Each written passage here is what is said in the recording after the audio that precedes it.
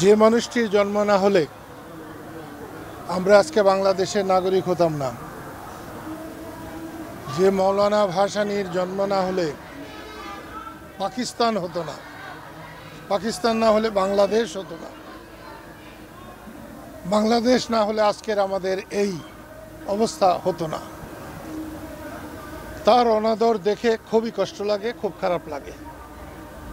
আজকে সকালে যে পত্রিকাগুলো পড়লাম তেমন কোনো পত্রিকাতেই হুজুর মৌলানা ভাসানীর খুব একটা উল্লেখ নেই।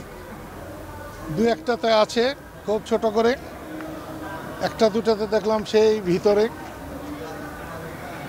অতি সম্প্রতি বাংলাদেশে একটা মারাত্মক পরিবর্তন হয়েছে, কিন্তু অতীতকে বর্জন করে, অস্বীকার করে এই পরিবর্তন যদি কেউ করতে চায় তাহলে সে আহাম্মকের স্বর্গে বাস করছে। দুদিন পরে তাদেরকেও এরকম হতে হবে। মানুষ খুব আশা করেছিল, কিন্তু গত এই 3 মাসে মানুষ সে আশার মতো ফল পায় নাই। সাধারণ মানুষের যে উপার্জন, তারা বাজারে যেতে পারছে না, তারা স্ত্রী পুত্র পরিবার নিয়ে খেতে পাচ্ছে না ভালোভাবে। তারপরেও মৌলানা আব্দুল হামিদ খান ভাসানী, ওলিয়ে কামেল, এরকম অলি, এরকম জনগণের বন্ধু এই উপমহাদেশে খুব কম আছে।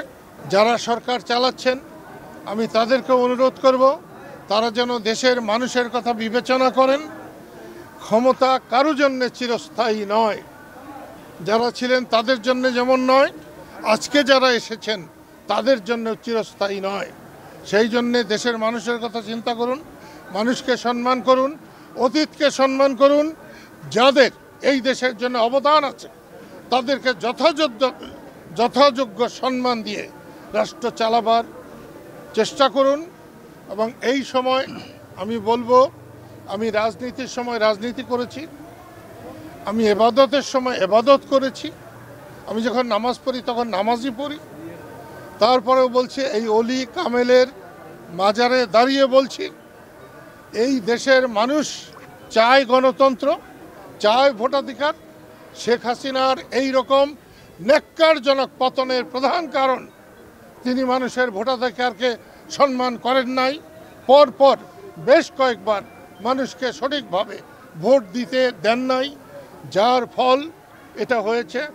এবং দীর্ঘ সময় মানুষকে ভোটাধিকার ছাড়া রাখলে এখন যারা আছে তাদের পরিণত খুব ভালো হবে না।